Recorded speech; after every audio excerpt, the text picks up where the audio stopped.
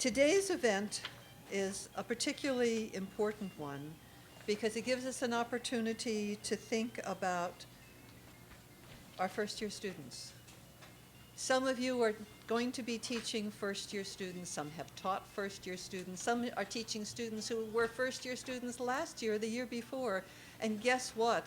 A lot of the issues you're going to be hearing about today very much apply to them as well. So the official title of our luncheon is Teaching First-Year Students, Challenges and Opportunities. I will make only the short introduction of the person who is organizing everything, not for the first time, Fanta Aw, who's Assistant Vice President of Campus Life and Hearst Senior Professorial Lecturer in the School of International Service. And Fanta will introduce our panelists. Thank you. Thank you, Naomi, and thank you to everyone.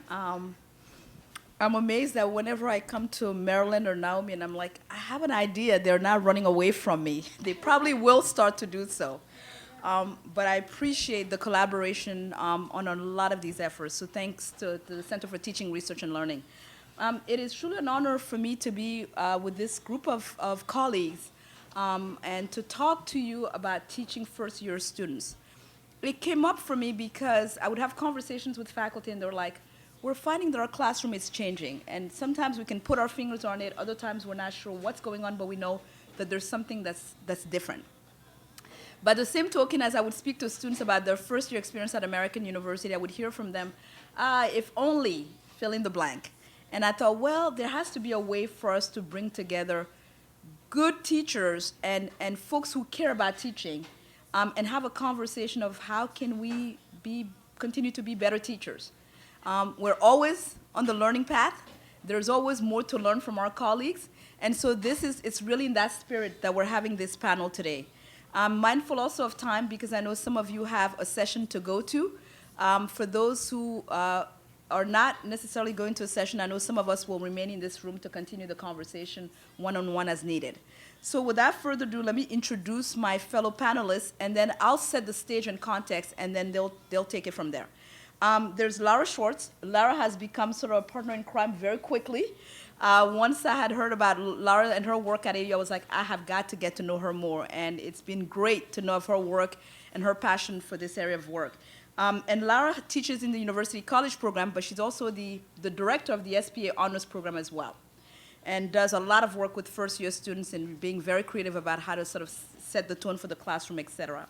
There's Rose Shinko. Rose is also another dear colleague. Rose wears multiple hats. In the School of International Service. She's the undergraduate program director. She's also the acting associate dean for curriculum in SIS and many other hats. And someone who is deeply passionate about working with students and really helping with their development. So I'm glad that she could join us today. Chris Tudge. Chris is an associate professor in biology. He's also the director of the AU Honors Program.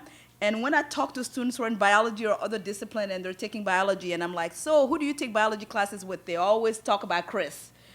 So he is quite famous among students in the sciences for his work and how he really gets students to begin to love the sciences, and also happens to teach large class sizes, because we've heard when we did it the last time, there were some things about, well, what happens when we have large class sizes? Like, how can we do this work in large class sizes as opposed to seminars? So he can offer that perspective as well.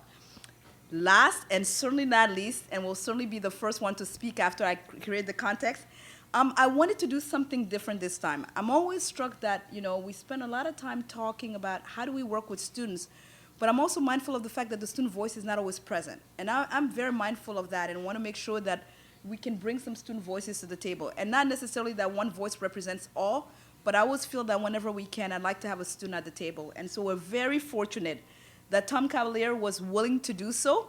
Tom is coming early enough for this, so I really appreciate him being here with us.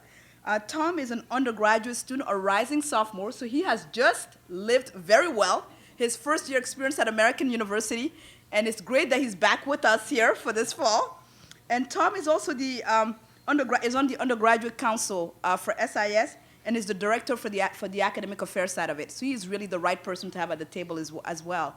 And he'll provide his personal reflections and perspective on what the first year was and what he's learned from that. So with that said, I'm going to begin by creating a little bit the context for today. And I'm going to provide you with just a couple of quick data sets, some of which some of you may have seen, but it's always good to have it reinforced, and others, it may be a first for you. So before we get started, I want to talk a little bit about who are the first-year students. Who are they? What do we know about them? What do we need to know more about them? First of all, as you must have heard from our folks in admissions and everywhere else, the admitted freshman class has been the most selective class in our history. Only 26% of students who applied to American University were admitted. Most selective class.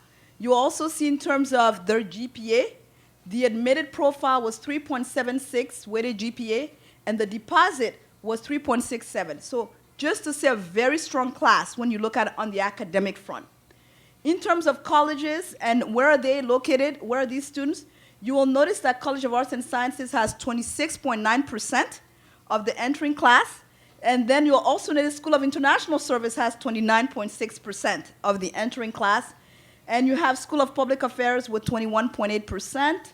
You have College of Kogod with 11, and SOC with 10.6.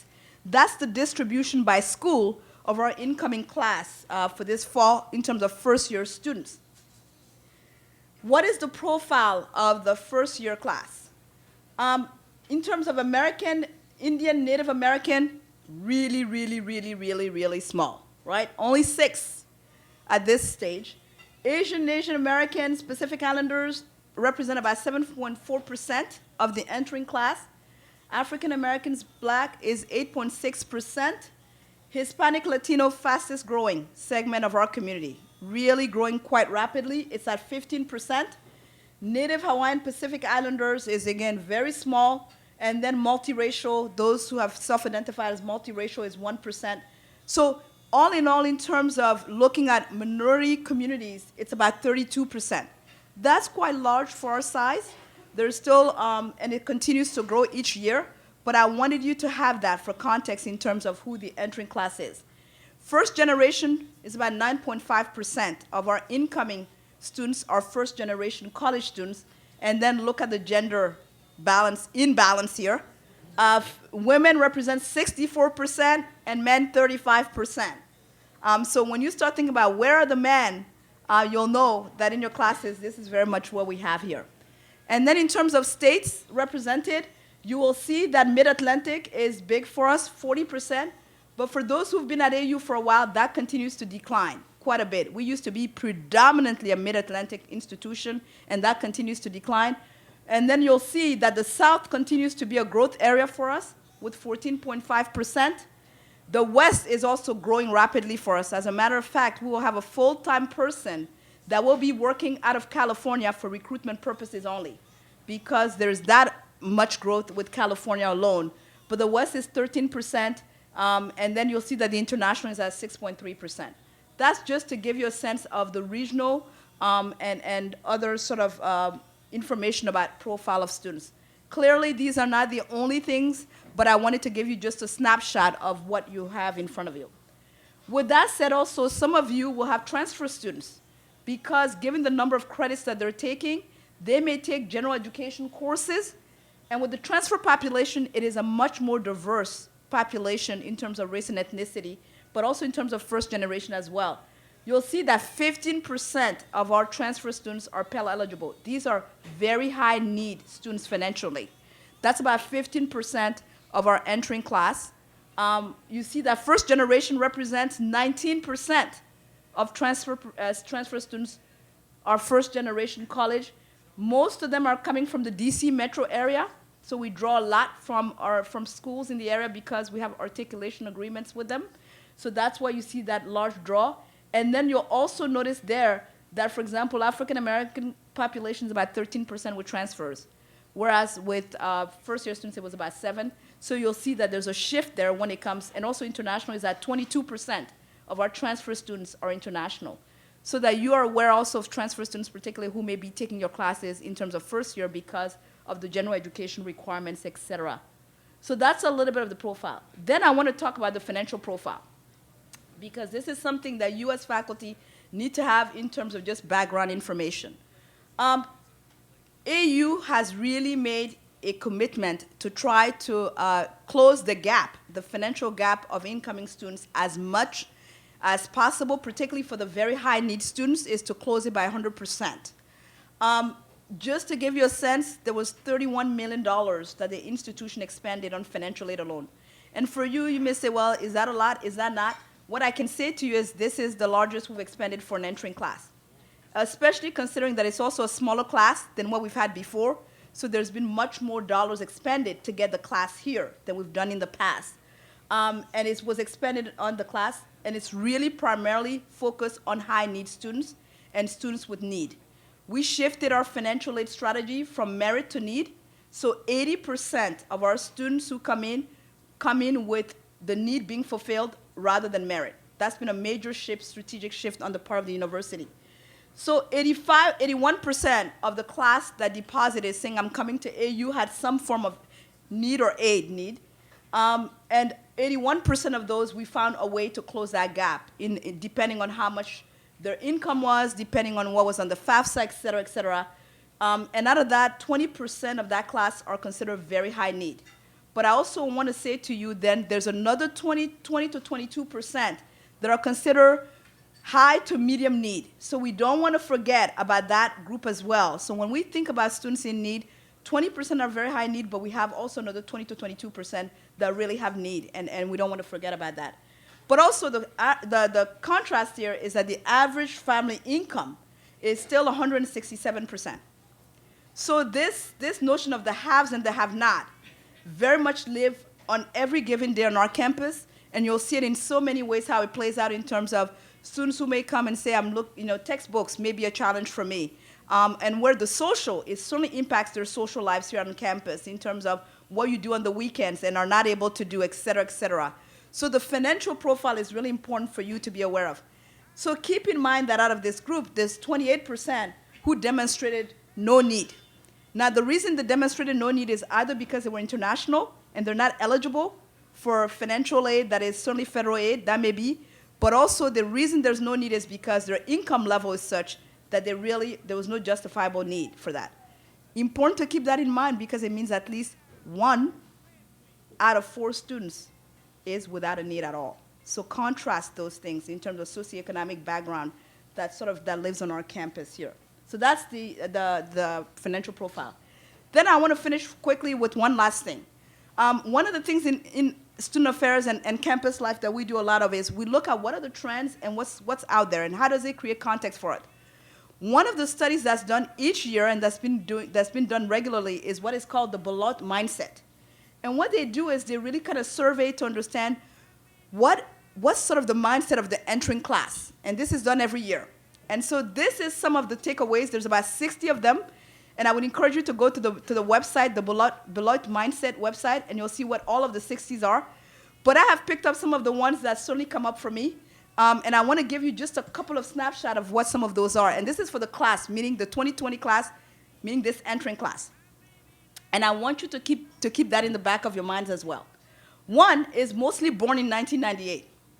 I have to keep reminding myself of that. Because I'm dating myself a lot, and I'm like, wow, 1998. Okay. For them, the Sandy Hook tragedy is their Columbine. Just think about time, right? This whole issue of time and space, right? That's their Columbine. The U.S. has always been at war, as far as this generation and their memory can sort of capture, right? They've never had to watch or listen to programs at scheduled time. Think about a different notion of time, right? And what you do and when, and what you have access to, and when you want to have access to it. That's one thing. Each year they've been alive, the U.S. population has grown by more than 1 million Latinos.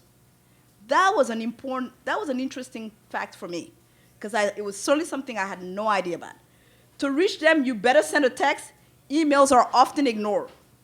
I know that firsthand because I'll be sending an email to a student, and I'm not hearing anything. And I'm like, okay, what's going on? And then I'm sending another email. And then finally it dawned on me that email is really kind of passé for quite a few of them. Text message. And there was a study that was done that indicated that for sort of incoming students, they send more than 70 texts per day. More than 70 texts per day. That is the mode of communication. airline tickets have always been purchased online. What does a ticket looks like? Cloning has always been a mundane laboratory procedure, right? I say this just to say, for context, it's important because with each group, there are things that are really etched in our memories and in our minds, and it's important for us to have a little bit of sense of who's coming through our doors and what do we know about them. And I would really encourage you to go and read the Beloit study because it's fun and it's quite well done. So that's something I would encourage you to think about and to look at. With that said, I'm going to also finish with a couple of quick slides. One is that what neighborhood are they coming from? We know that they come from predominantly what they would qualify as white neighborhood or only white neighborhood. So for our students coming into an environment like AU, there will be some real transitions on all aspects of it. That's another important one. How do they spend their time? Luckily, they do actually spend their time on homework. That's good news. But also you will notice, social media is very big in terms of, how many plus hours are spent on that as well. So that's another element. Our students will tell you what they think, and they'll tell you again what they think again and again. Politics is huge for them, but that's not for all of our students. So they're interested in other topics, and we certainly have those who remind us we're not all about politics here, and want to make sure we're reminded of that as well. And also, you will notice that very few describe themselves as conservative at AU, which makes the voice of our conservative students really that of a minority voice on AU campus. And they certainly talk about that and how that really in some ways can be intimidating in expressing their positions on issues because they're not sure how it's going to be received at a place like American, et cetera. So that's something else that I want us to remember. So I'm going to stop there and then say that's the context for our conversation of who they are, and then I'm going to have Lara pick up from here. Oh, student, sorry, I'm having Tom first. Tom is going to first tell us his experience. Well, thank you very much. I'm really happy that I can share my perspective on the panel, and that definitely speaks to me because once I read that we've never bought airline tickets anywhere except online, the first thought I had was, where else would we buy them? So that definitely was pretty accurate. I call Connecticut home. I went to a private school for 4 years, not far from where I live. It's one of the oldest private schools in Connecticut and really had this close-knit community where the relationship between students and faculty was almost unprecedented. I mean, I came from a public middle school to go to a high school where the first thing my teacher did was put her cell phone number on the board so we could text or call her if we needed any help. So that was really strange for me. Also, it was a population of 350 to 400. So as you could imagine, that adjustment from there to here was also pretty big. But like AU, we were very diverse. We had over 34 countries represented among our student body. And it was really unique because despite that diversity, we were very, very, very close. And I never met anybody who resented another because of their nationality or political beliefs. And I think that is mostly attributed to the school spirit we had. And that school spirit was also something to adjust to coming to AU. Switching all my Cheshire Academy labeled clothing with AU labeled clothing was a pretty big deal. And I'm still not totally there yet. In high school, I was very much involved in extracurricular activities and was one of the most recognizable students on campus because of public speaking roles I had. And again, as you could imagine, a small school where I was very recognizable and one of 350 to come and be one of 10,000 and start at the bottom was a pretty humbling experience and a little blow to my ego, which was good. But with my high school experience in mind, some of the expectations I had for college were that it would be somewhat similar. I mean, of course, I knew it was going to be different, but not quite as different as it was my first year, because as she mentioned, I'm a sophomore, so I'm fresh off the battlefield. I expected a much higher level of student to faculty relationship. It was really unique to me to kind of feel this gap between myself and the professor, which of course I knew, our teachers in high school would say, you're going to go to college and you're not going to get that same thing you have here, but it was definitely a really big shock to me. I also expected there to be clearer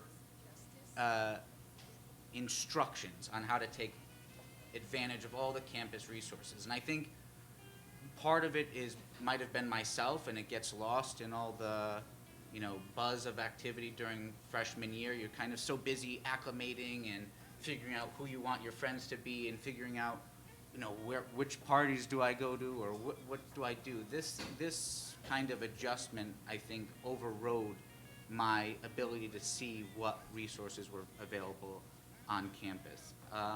And as I mentioned, the lack of school spirit to me was definitely the hardest. We don't have a football team, not that I even like sports, I don't like sports, but it was a football team that I really expected to bring that college community together, because all high school students, they picture college, they think, oh, there's big football games and games under the lights, and we had this in my high school, and my first couple weeks, my RA said to me, goes, well, we don't have sports, our sports are internships. And I did really like that. That was a really good answer, I thought. But I did have to say, internships don't really foster a sense of community. And that was what I think was the biggest discrepancy between the two. And I also expected there to be an easier access to the extracurricular activities, in that, as I said, I was very involved, and coming here, I expected, okay, well, if I want to do Model UN, then I show up and I try out, and I won awards in Model UN in high school, so I said, oh, it's going to be no big deal, and then I showed up and then I got denied. And that was like, wow, I really have to learn not to rest on my laurels anymore, because I'm not as important as I thought I was. Mm-hmm. And I have to work for these things. I can't just want them. I have to figure out how I'm going to get it. And that was, again, pretty humbling. But I think a big difference between my high school experience and my first year in college was that in the latter halves, or the upper levels of high school, it's all preparing for college. What college you're going to go to, what essays are you going to write, are you doing this class so that you look good on the resume, do you have this GPA, is this class weighted, and it's all kind of coming together to try and make ourselves look really good on the Common App. And now that I'm in college, I said, okay, well, that's gone, thankfully, but now I have to kind of prepare for life. And that's definitely a much more stressful and mentally anguishing thing that's dangling over our heads. So I think that it's really important to understand the competitiveness first-year students feel, or at least I felt. And I spoke to some of my peers as well, and they agreed. It's coming into our first year and trying to figure out what direction to go, but we don't really know which way we're going yet. And that competitiveness on top of adjusting to this climate doesn't go well. And that, I think, is attributable to a lot of the stress and confusion that first-year students feel.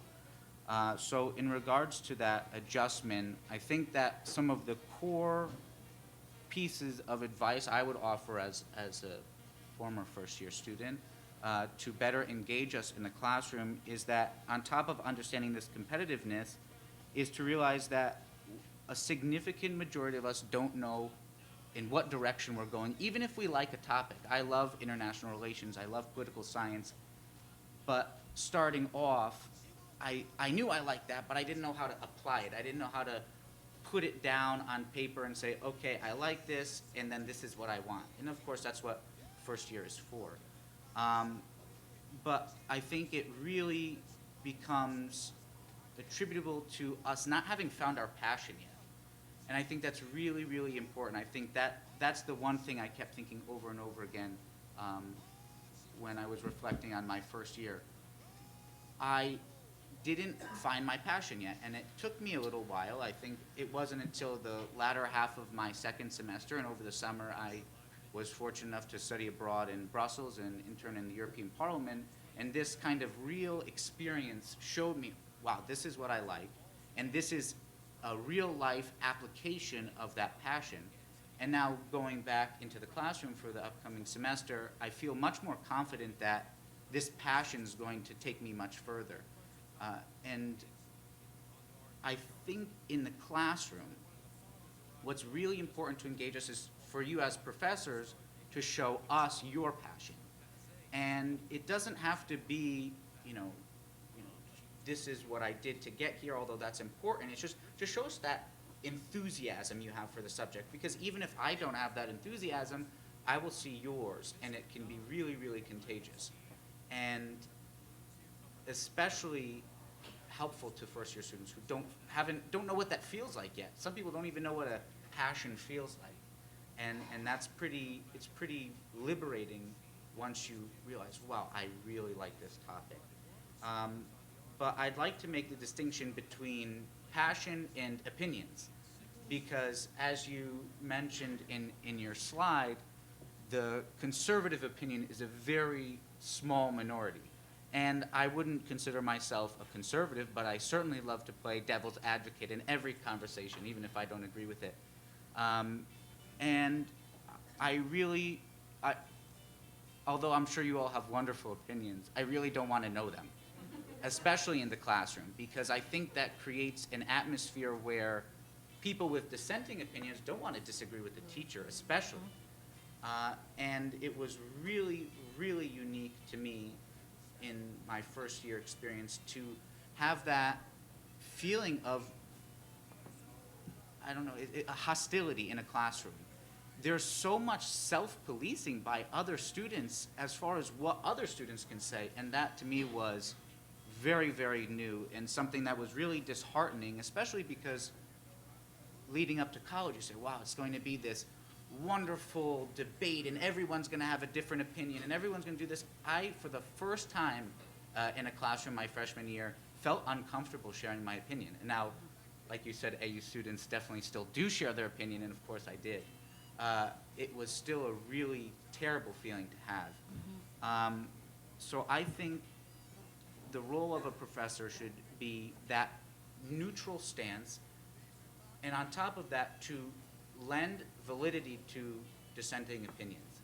Even if you don't agree with it, give it all of your will to say, wow, maybe this is right, and give us all the reasons.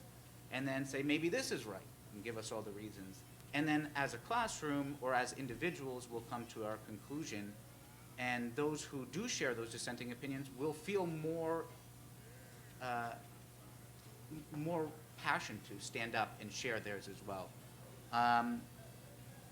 And on top of that, I think the student-to-student relationship needs to improve. I think that was definitely, like I said, really just disheartening, and I really think about it. It sticks in my mind that I sat in a classroom, a college classroom, and didn't feel like I could share my opinion because of how my classmates would view me.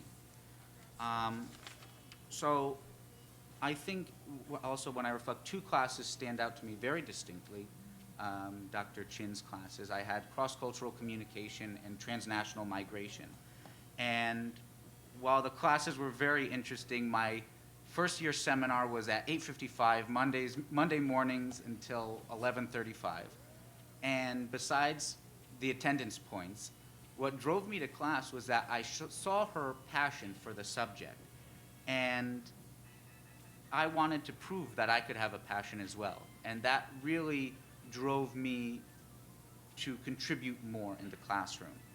And of course, the student-to-faculty relationship is one where I think, this is my personal opinion, obviously interaction is very important, but I think that it's a mutualistic relationship where instead of trying to get us to engage in the classroom, try and get us to engage with yourself, and then together we'll create a classroom.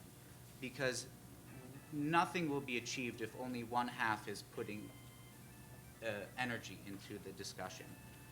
And so some more concrete things I would suggest to get us more engaged is to maybe even have mandatory one-on-one sessions if you have a smaller classroom, because that shows us the value of office hours. I really didn't take advantage of office hours my first year, which is a shame, because now in the second year I realize how much of an advantage that could have provided me.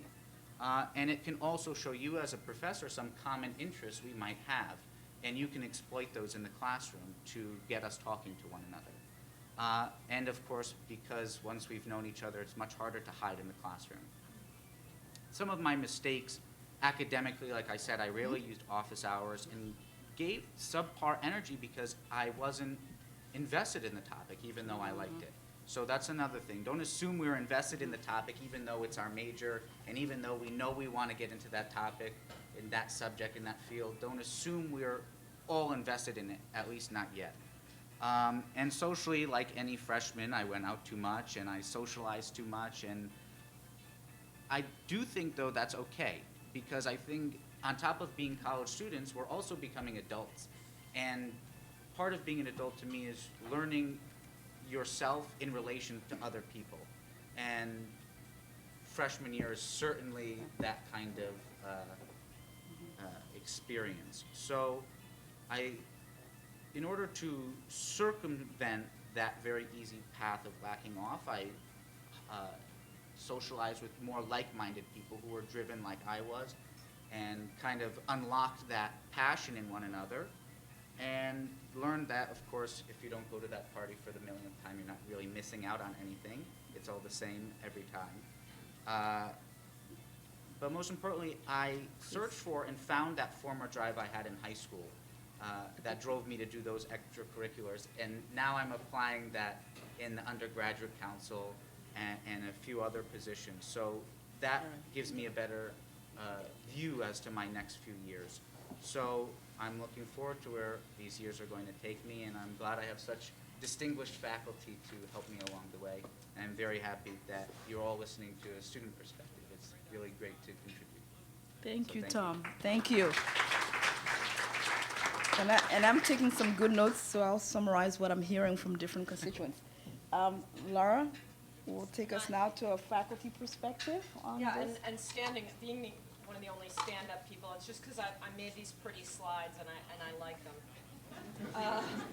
So hi, I'm actually glad to hear a student perspective too, and I think when you listen to me, you'll see that there are some ways in which it looks like Tom and I might have, cheated and collaborated in advance, and in ways in which I might offer perspective to guide him, and we'll see those differences. So partly in response, Tom, right, and all the students, you are as important as you were in high school. It's a shift from being important to your history teacher and your parents and your debate club to being important in the project of your life. And I think that's a huge difference in the transition both from high school to college, and college to adulthood. You mentioned something about, and this is going to be in what I've prepared, the challenges of what is this new thing? I'm supposed to find my passion. I didn't find it till second semester. Well, I hope you haven't actually yet. And this is what I'm going to say to my 129 Intro to CLEG students on the first day. And this is something I keep several printouts of in my office so I can hand it over in office hours. It's from a poet, Rilke. Has anyone read Letters to a Young Poet? Yes. Yeah. So you are so young, so before all beginning, and I want to beg you as much as I can to be patient toward all that is unresolved in your heart, and to try to love the questions themselves, like locked rooms and like books that are written in a very foreign tongue. Do not seek the answers which cannot be given to you because you would not be able to live them. And the point is to live everything. Live the questions now. Perhaps you will then gradually, without noticing it, live along some distant day to the answer. I hope you haven't found the answer yet. It's probably not the answer you'll want to live with too long. Be patient. All right. So teaching first-year students, what I actually prepared. So as Tom said, I strongly believe we have to bring ourselves into the classroom. It's not about us, it's not a show, it's not entertainment, it's not the Lara program. But bringing ourselves in first engages the students, and second, draws upon what we knew how to do before we started doing this. All right? All of us got good at stuff before. Learning a brand new job based on nothing you've ever been good at when you get into the classroom, I believe is a mistake. So the way that I think about it is, first of all, I hear a lot from professors, and I've actually talked to Marilyn Goldhammer about this, about the amount of guidance that you're supposed to give. Are you babysitting? Are you telling them too much? Are the instructions too explicit? And for me, the answer, like hers, is no, this is all scaffolding, right? Simone Biles, anybody watch her? She has a coach. That's her with her coach. And the story is she used to, jump off couches and tumble through the living room, and someone said, send her to a gym. But when she went, she found a coach. Yeah? Nobody comes to us just, maybe they know how to tumble off a couch, but we are coaches. And everything I know about being good at that, and everything I bring into the classroom, and frankly, parenting and a little bit of spousing, I learned from, honestly, me. My thing I was good at, before I was a lawyer, before I was a teacher, was teaching racehorses to be sport horses. They had a job to run counterclockwise very quickly. And that's all. And I want them to do other things. And being engaged in that process informs my teaching, it informs how I live. So let's have a look. Never get on a horse without finding out what she's done before. And never go into a classroom without getting a sense of what these people have gone before. I want to ask every single person, my 129 colleagues, right? Advan.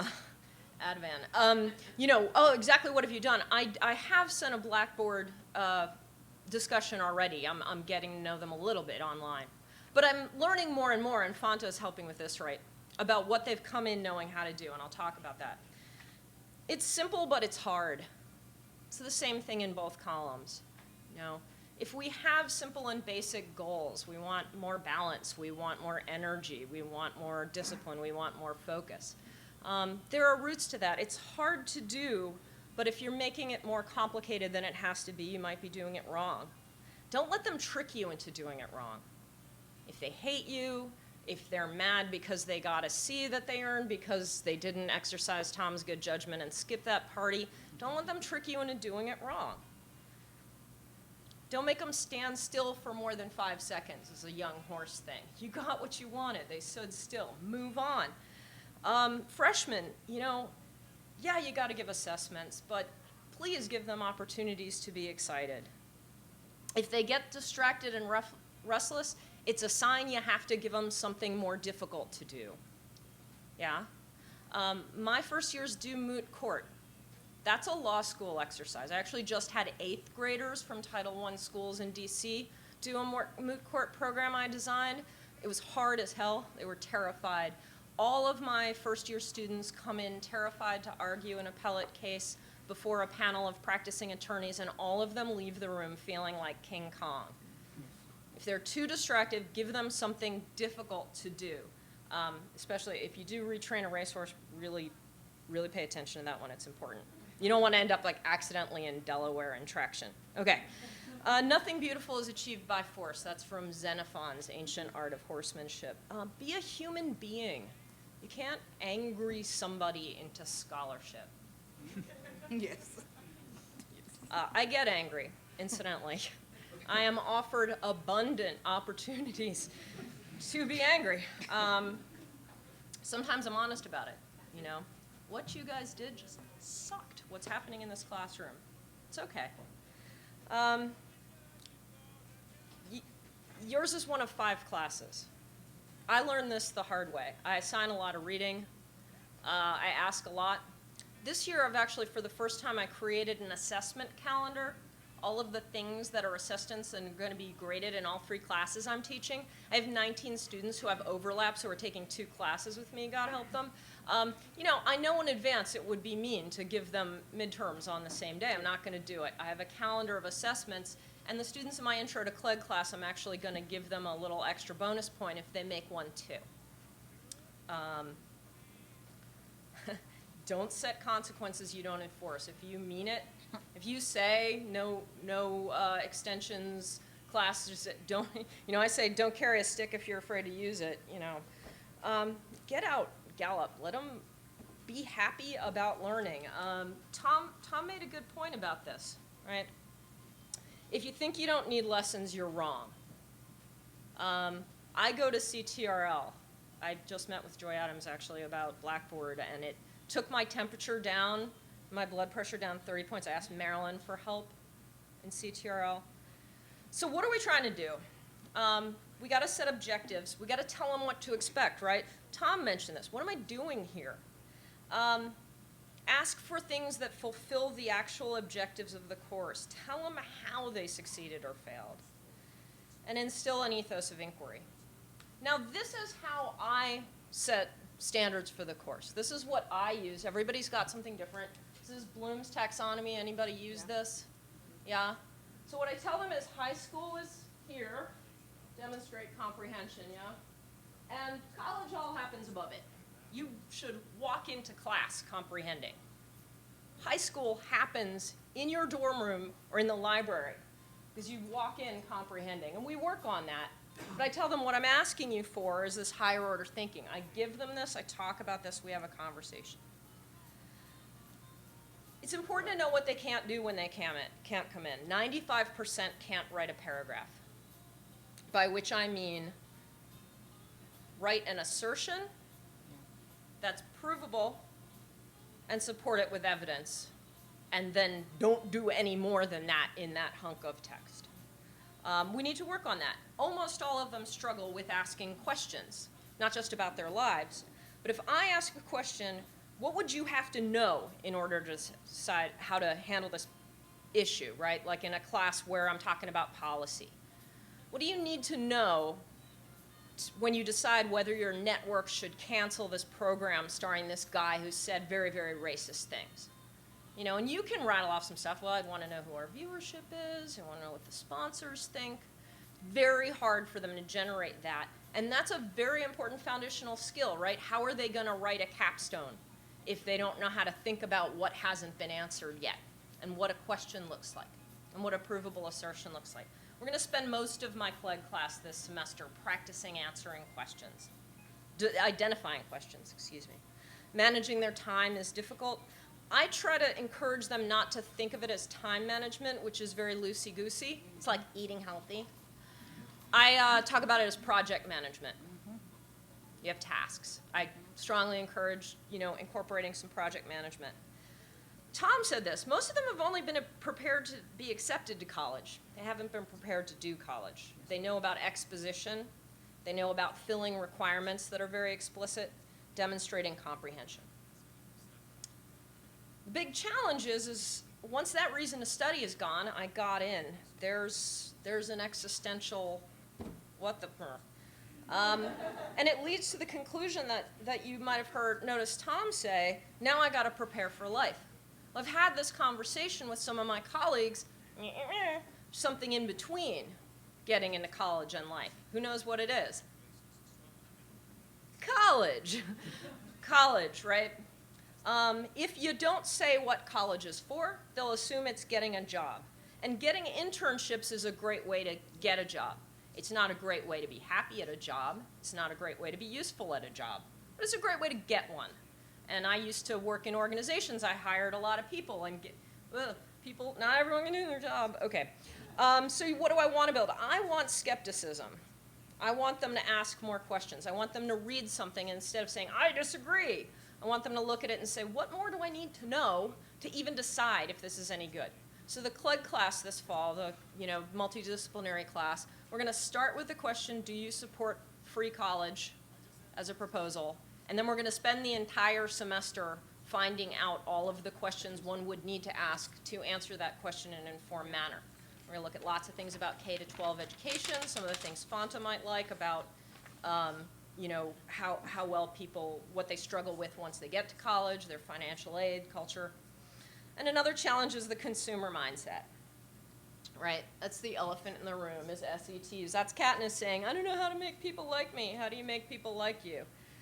It's not your job. A lot of students like me. I'm a Girl Scout troop leader. My office hours overfloweth. But this is, you know, unfortunately too small, but I've got one, if you look, go find me on Rate My Professor. I have, she's the best person ever and saved my life, and I can't even believe not everyone is exactly like her. And she's a megalomaniacal person who you just have to tolerate, and it's the worst thing that'll ever happen to you. And if those students, and both of those incidentally were posted right after I posted grids, and if those students were in front of me, I'd say, hey, not so fast, that's not a great review because it's not useful to others. You didn't refer directly to, you didn't make provable assertions. There's too many like adverbs and adjectives. You needed to cite directly to texts and experiences. So this is just not a well-crafted and useful thing.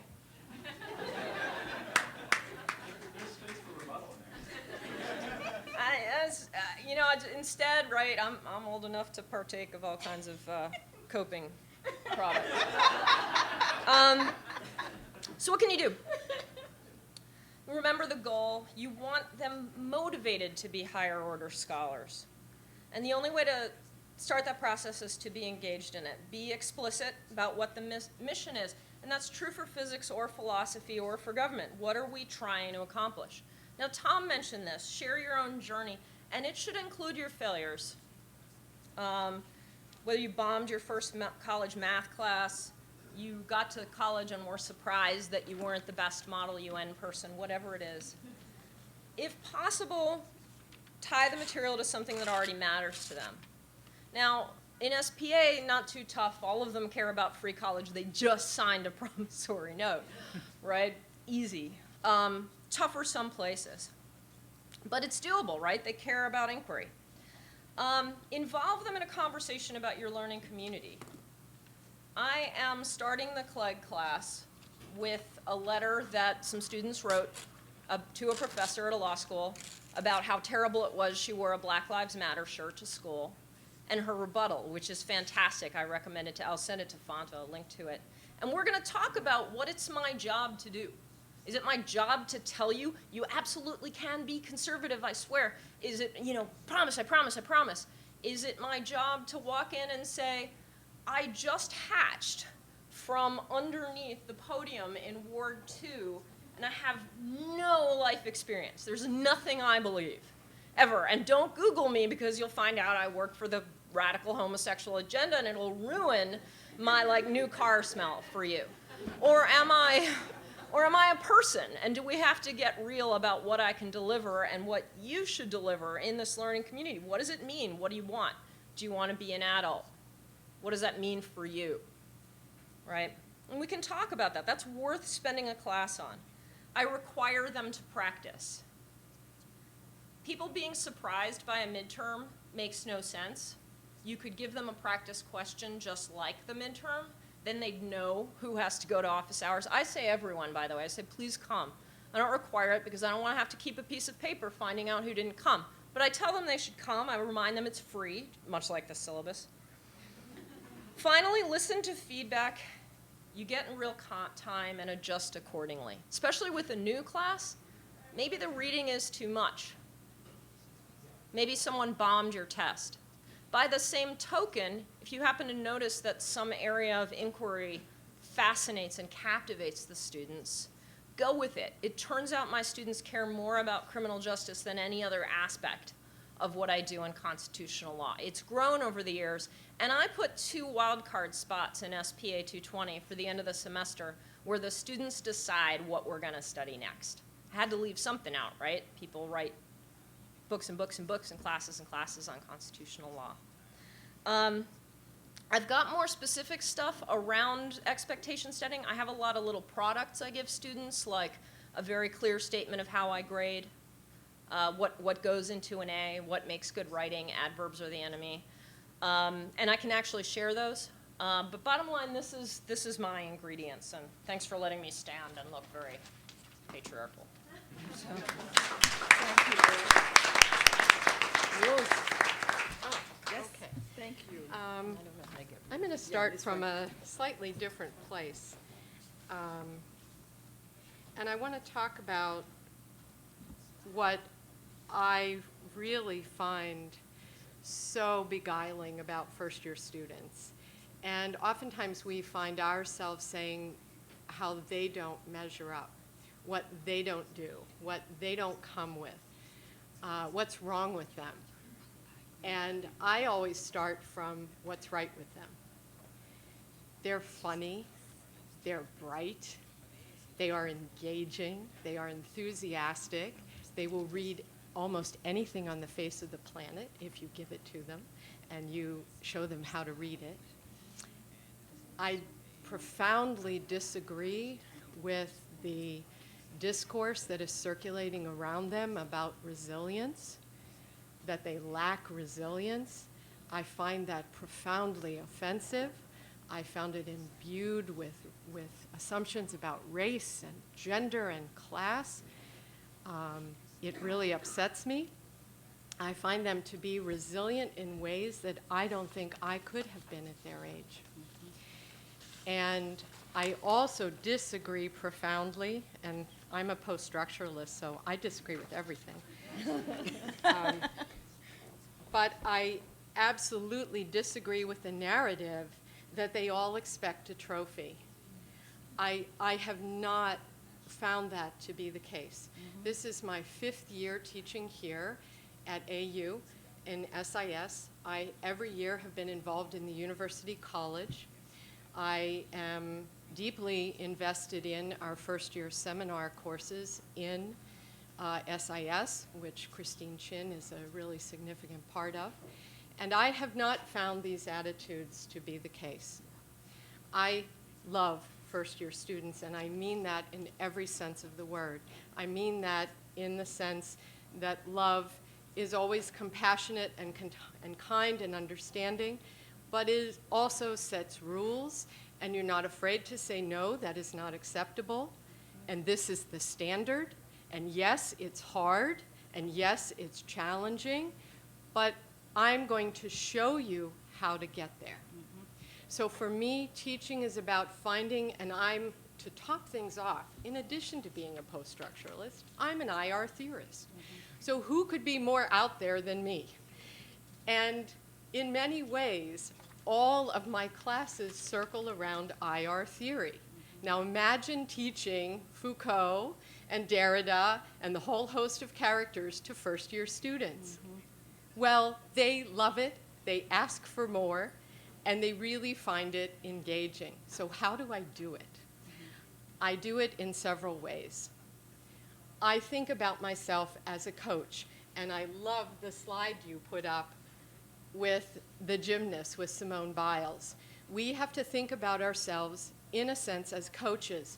Break every component part of learning down into each of its micro pieces. So if you think about swimming, how your arm comes out of the water, how your hand goes into the water, when your feet kick, where your legs are, where your head is. Think about that in terms of writing, in terms of reading, and in terms of critical dialogue in the classroom. Think about each of the segments so that in the course of a semester, you bring them to this concluding exercise where you have a clear pathway in mind, and each step along the way, you're guiding, you're prompting, you're not dropping the bar that they have to clear, but you're helping lift them up to be able to clear that bar. You assess often, you assess early, you give them writing assignments, you give them opportunities to give oral presentations in class, all of which you can give them short segments of feedback.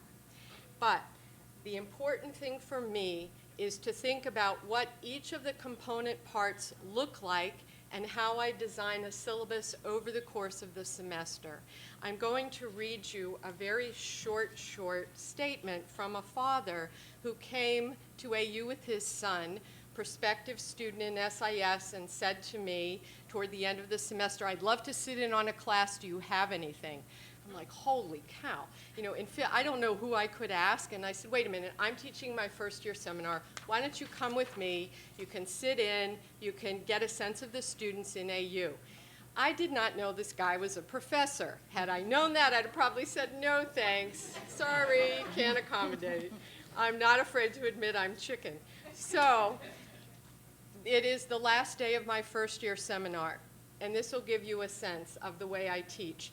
Each class, when I teach them, I try to find what are the conceptual things I want them to learn, what's the materials I'm going to give them that will help them learn that, documentary film, short pieces from PBS NewsHour, a couple pieces from the New York Times, a journal article, academic articles, book chapters. I try to create a rich and fertile mix of materials, art, music, I don't care what it is, poetry, so that I can tap into not only their intellectual sides, but their emotive sides. That's how you unleash their passions.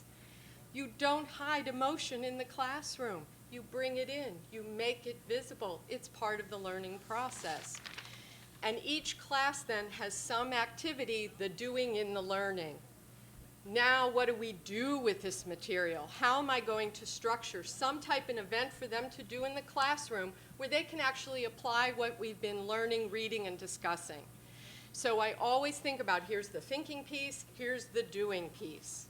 What are we going to do? Let me give you a very short example. In my world politics class, I teach social constructivism. Yeah. Try teaching that to first-year students. What does social constructivism mean? What does it actually look like? So I give them the Hong Kong student protests. And I create a dynamic in class where I have a group of kids that are going to be my theorists. They're the kids that have reviewed social constructivism, so they're going to start the class, and they're going to highlight the key themes of social constructivism and what kinds of things we should be looking for. Then I have a group of students that role play the Hong Kong protesters. And then they go and they talk about, here's what we're doing, here's why we're doing it, here's what our protests are about. Then we come back to our theorists, and our theorists say, oh, here's where you can see elements of social constructivism. See why the students are doing this, see why they're saying this. Then we have a group that role plays the Chinese Communist Party, and what's their role, and what are they doing and why. And the social constructivists say, see how they're now responding to the students? And so they're literally role-playing how social constructivism works. The last group can't not have them, the Hong Kong business interests, right? And so that's an example of turning theory into a doing of theory, where the students are actually performatively enacting it. So this father and son come to the last day of my class. The last class has rolled out over 2 classrooms. The first assignment, the last theme of the class was gender, violence, and peace. My FYS is entitled Imagining Peace. Big surprise, it's a class that all circles around the concept, the theoretical concept of peace in IR, and how it works and how it emerges throughout different paradigmatic viewpoints in IR. So I can do this in 1 minute. So the father and son sit in on the class. The students had, the week before, read 2 pretty heavy-duty academic journal articles on gender violence and peace. We'd had discussions about the article. This last class, I started with a short video clip by Joshua Goldstein talking about violence and gender and peace. They had watched a documentary film. I came to testify about the Serbian rape trials, and they had read a really brutal novel, which I tell them straight up, I read once, I will never read again. Because of the nature of the novel, I fully prepare them for it. S by Drakulic, about the Balkans. And in that last class, we have a discussion that synthesizes and analyzes all of these materials. The father said to me, so here's my question. How typical is this group? 19 students in my class. Was it a reasonable cross-section of the freshman class, or was it a more heavily leavened with students from the honors or other select programs? And how often do your freshman seminars reach that place in which they are competently interrogating texts and interrogating primary text with theoretical articles, question mark. In short, was this group exceptional, above average, or the norm? This was a normal, randomly distributed group of kids